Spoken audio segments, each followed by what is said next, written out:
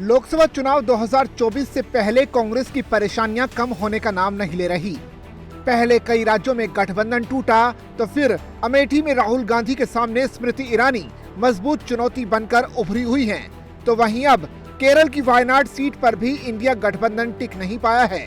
दरअसल केरल की जिस वायनाड सीट से कांग्रेस नेता राहुल गांधी सांसद हैं, वहां भी इंडिया गठबंधन टिक नहीं पाया है। गठबंधन में शामिल सीपीआई ने इस सीट पर अपने उम्मीदवार की घोषणा कर दी है।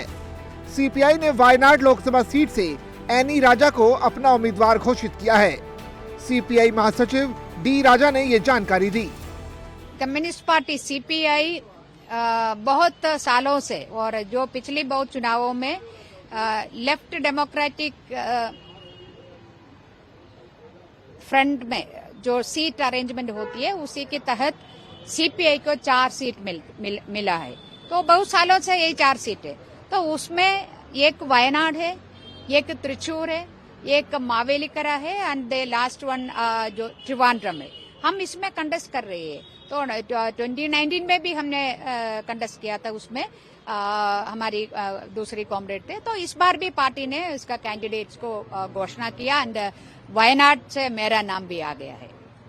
देखो, केरल में जो चुनाव ये है वो कंटेस्ट है, वो कंटेस्ट लेफ्ट और यूडीएफ का, एलडीएफ वर्सेस यूडीएफ है। तो उसी के पार्ट होके मैं उधर ही हूँ। तो I don't think anything new for me.